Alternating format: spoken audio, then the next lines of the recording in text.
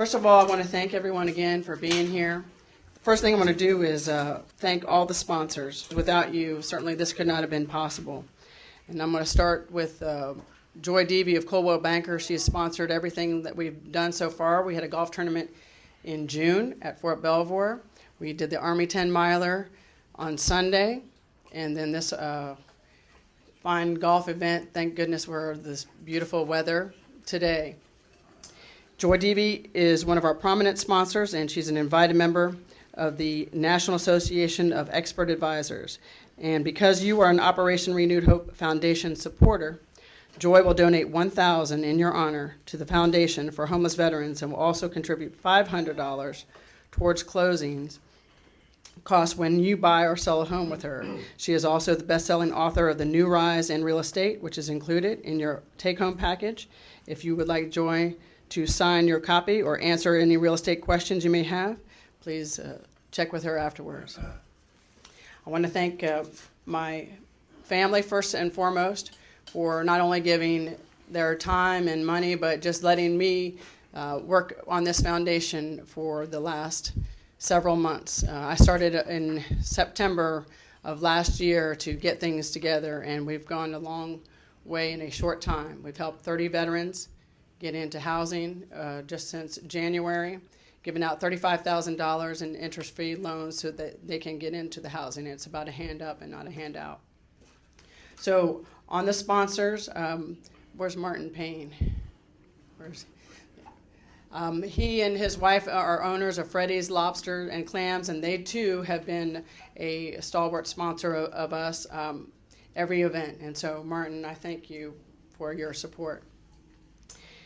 Acame, ASM Research, CTIA, Knowledge International. Lockheed Martin has also been a sponsor of the other golf tournament we had at Fort Belvoir. Lockheed Martin, you guys there, thank you very much for your support. Parker Ostovich and Associates, Rockwell Collins, Sam Hubbard, where are you at? There you are, sir. Thank you. Sweet City Desserts. You can certainly taste some of those cupcakes in the back. They're very good. TML and the Xerox Company, where are you at? In the back. Thank you, Rick. Okay, so the next thing I would like to do is introduce to you one of our veterans, Lloyd Clark. And without further ado, Lloyd.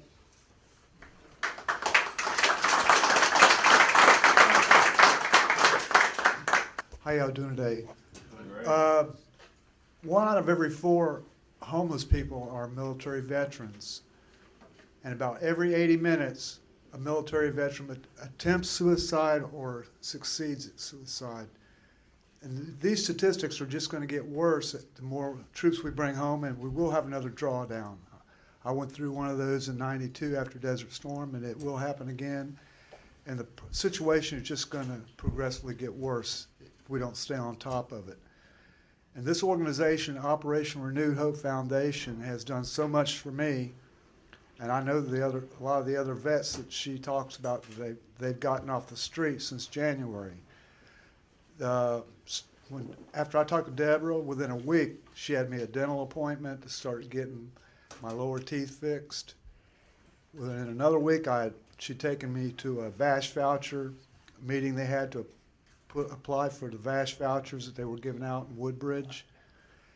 And within a month and a half, 2 months after I met her, I was in my own home and out of a shelter that I'd been in for 4.5 months. I had been homeless for about, my wife and I had been homeless for about 1.5 years or a little bit over. You can't explain to somebody the feeling of being homeless, the anxiety, the fear. And I had an infirm wife to worry about, getting her medications and taking care of her health. And she finally had a seizure in a campground that we were staying at in June of last year. And she was in a coma for 5 days and in Fairfax Hospital for about 5 or 6 months until I could get her. They got her Medicaid started, and we got her in a nursing home, so we got her off the streets. But I continued sleeping in my car and in a tent out in the woods near Pohick Bay Park. Then I finally got into the Kennedy shelter, and that is where I met Deborah Snyder. And like I said, when I first met her, things started happening. And the good thing about this foundation is, after they get you out, they don't abandon you or let you drive on by yourself. They're always there to help you getting furniture, transportation, taking care of any kind of transportation needs you might have. Deborah has taken me over to pick up my wife at the nursing home she's still residing in right now, to bring her home to our new house on the weekends. And when I did have to go for another thing I forgot, when I did have to do the VASH voucher interview with the HUD people over in Fairfax, Deborah came, picked me and my wife up and took us to the interview and sat in with us while we did the final interview to get our VASH voucher approved. So it's just not the initial help she provides, but this organization keeps checking up on you and following through and helping you out with any needs that you might have on down the road, because just getting off the streets is not even half the battle. There's still a lot of things that have to be done. But to follow, she's always there to follow up. She checks in with me, and I'm getting assistance from two great caseworkers from the Veterans Administration now, April Ballard and Marty Valdez. And my April Ballard comes over and does a house check once a month with me to see how I'm doing, if I need anything. So the support I'm getting directly from Operation Renewed Hope Foundation and the Veterans Administration has been fantastic. I was at the end of my rope, I'll be honest with you. I'd already met one of the statistics, being 1 in 4 homeless vets, and I think I might have been getting pretty close to being a suicide statistic. I'm not going to say for sure, because they'll send me to the VA for a mental evaluation, which might not be a bad thing. But I want to thank Operation Renewed Hope Foundation, Deborah L. Snyder and her husband Don and her family, because this lady is tenacious and her dedication is fantastic. I've never met anyone like that in my life. I mean, I've helped her move furniture. We've taken furniture, did move 3 apartment loads of furniture in one night. And she's out there lifting and humping, moving this stuff. She gives up so much of her time to help the veterans. Everyone does in this organization. That's about all I can say about that. And I want to thank this organization and anyone who lends assistance to this organization, because they're going to have to drive on here in the next 2 to 3, 4 years. I don't see it getting any better, especially if the economy doesn't pull up out of this nosedive. But I want to thank you for listening to me, and y'all have a good time this evening.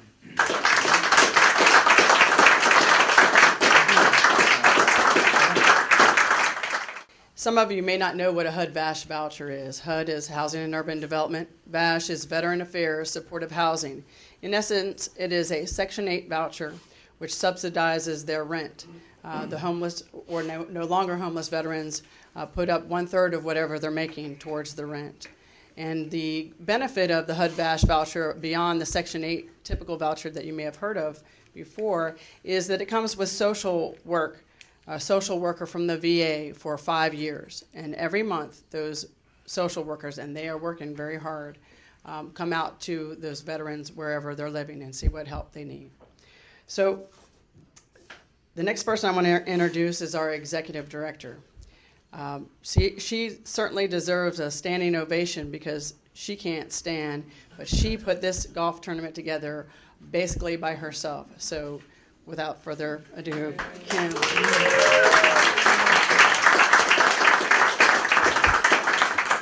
You guys have fun? Yeah. Great weather, too, right? I have the distinct honor and pleasure to introduce our keynote speaker. Sir, we really appreciate you coming out. Admiral James Sandy Winnefeld.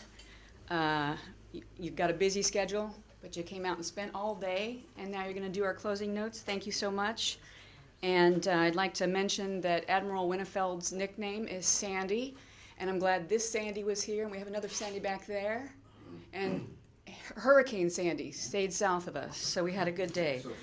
So far, well, Admiral James A. Winnefeld, a.k.a. Sandy, serves as the 9th Vice Chairman of the Joint Chief of Staff. And for those civilians, he's the number 2 guy in the entire military. So we are quite honored to have such all this brass here. Admiral Winterfeld graduated from the Georgia Institute of Technology in '78, commissioned as a naval officer, and then went to Naval Flight School. And me being and he served on 3 fighter squadrons, and he flew the F-14 Tomcat. What struck out to me most about your bio, sir, being a former aviator myself, is the fact that you instructed at the Navy Fighter Weapons School, AKA Top Gun. So, how impressive. Admiral Winnefeld and his wife Mary are members here at the Army-Navy Country Club. They host and support many charities supporting and benefits for our troops. Deb and I had the distinct honor and pleasure of meeting you, sir, last month at your home as you hosted a charity event for Paul Newman's own foundation and the Fisher House Foundation, where Operation Renewed Hope Foundation received $15,000 as an award for what we do for veterans. And with that, it is my distinct honor and pleasure and privilege to welcome Admiral Sandy Winnefeld. All right. Well, thank you, Deb, and thank you, Kim, for allowing me to join you today. I call this my work release program.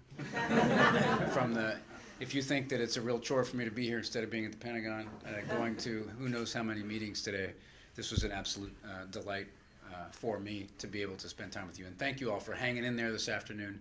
I know you know it's tempting to play golf and go home, but thanks for listening to the stories this afternoon and helping support this wonderful organization, the Operation Renewed Hope Foundation.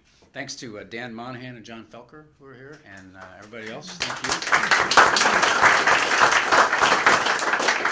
And, today's event, like the other events that you guys host, is so very important for supporting this important mission of renewing hope for our veterans, so many of them who need it, as we've heard today.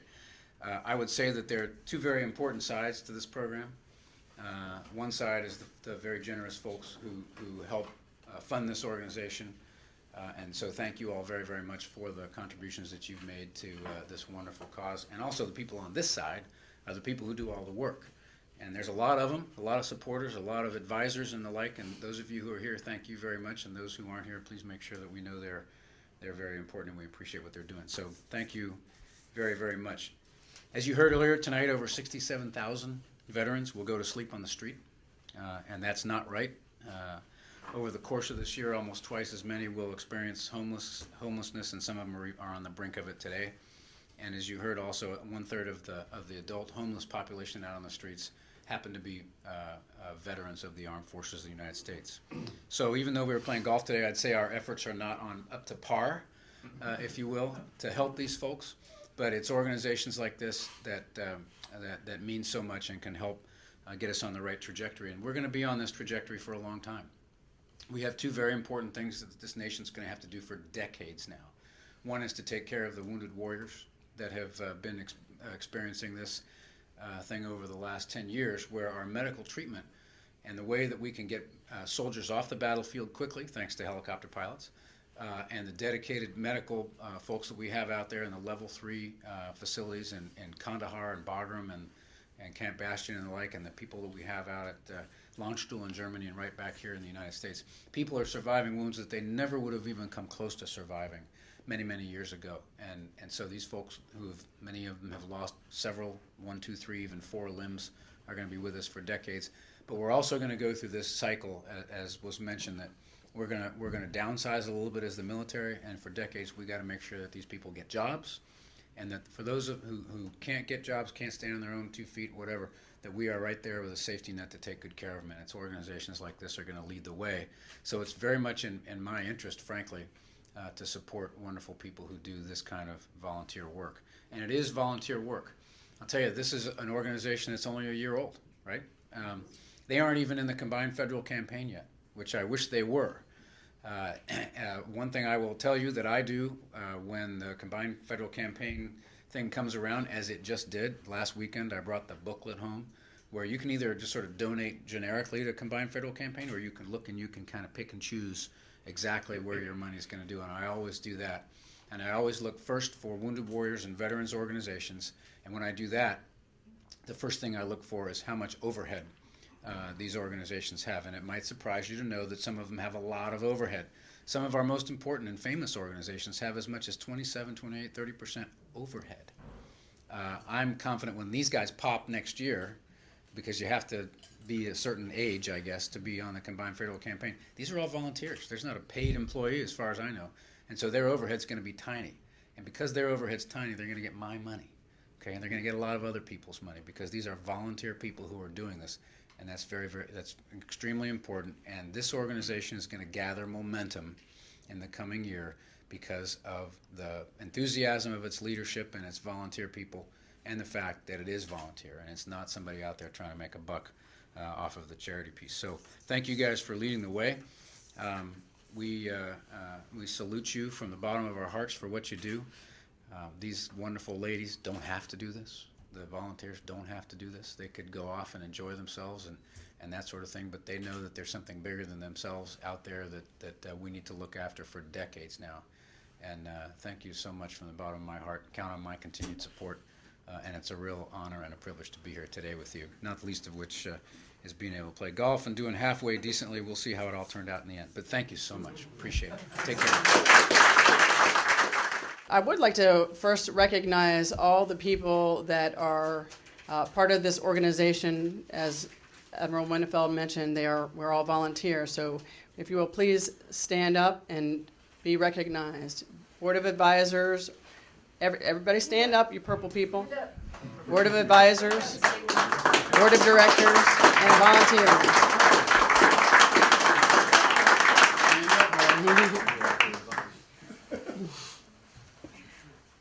Now I can give some awards out. In second place with a score of 61 is ASM Research, TJ Lassiter, Brett Hughes, Ryan Waldron, and Andrew Kessler.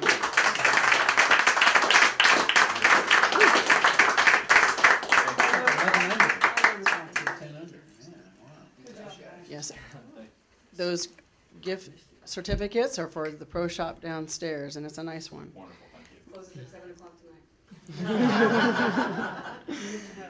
And in first place with a score of 58. How many mulligans did you guys buy? Okay, Knowledge International with Dave Barton, Chuck Muse, Mace Carpenter, and Brian Pascal.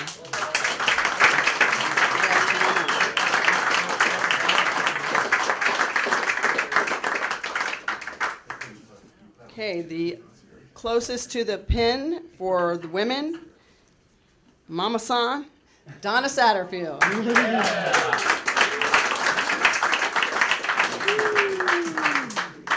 you win this in June at Belvoir also? That's a good shot. Okay, closest to the pin for men, Brian Pascal. They're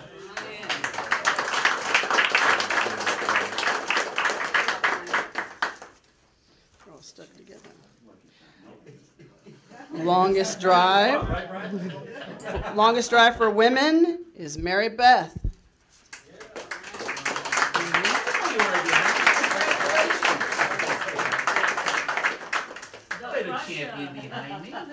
And the longest drive for the men, Mark Godden from the Felker Group. Wait a minute, did he play with us? You drank most of the beer. How did that happen? Okay. Oh. 215 for the 50-50 raffle. Executive Director, pull it out. All right. Here we go. Better not be Mark Godson. You want me to read that for you? I can read it for you. I bet you can, sir. Anderson. Steve Anderson. I'd like to donate it back to.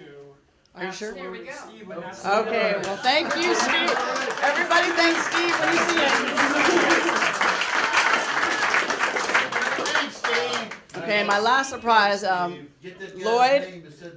Yes, Lloyd and Jennifer, if you can come up just for a second.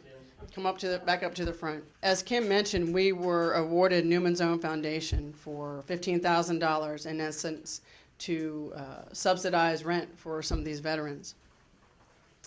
And I can think of no two better than the two in front of the stage here, because these two were my moving mates. They helped me move a lot of furniture, 17-foot U-Hauls, 7 loads of them between the two of them. And so it is my pleasure to award these two $500 each towards their rent. And we appreciate everything that you guys have done.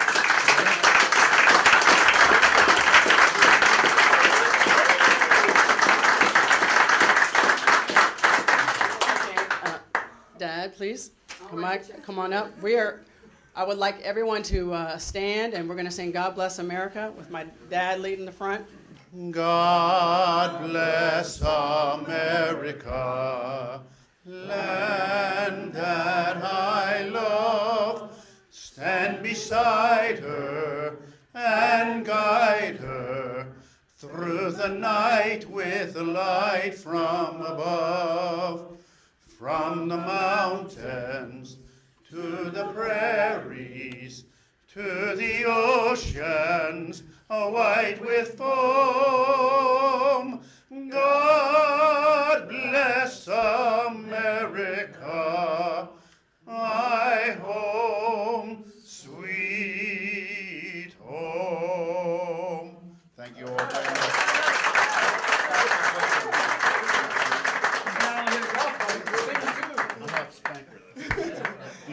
Again, I thank you all for coming today, and if you have any questions, we will certainly entertain them, and please help yourself to the desserts in the back.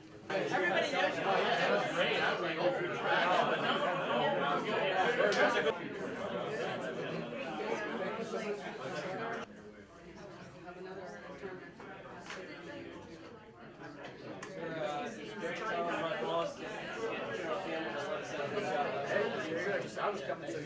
That was it, sir. Sure. Absolutely. Will do. Will do.